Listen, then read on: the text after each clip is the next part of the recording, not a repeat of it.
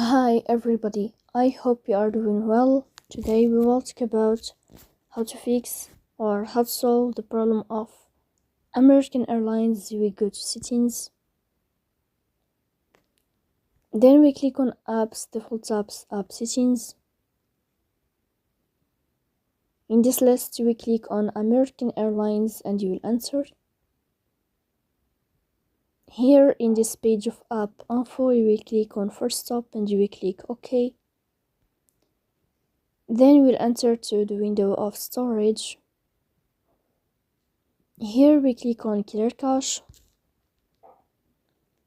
In the end, you will turn off your phone and you will restart your phone again to fix that problem.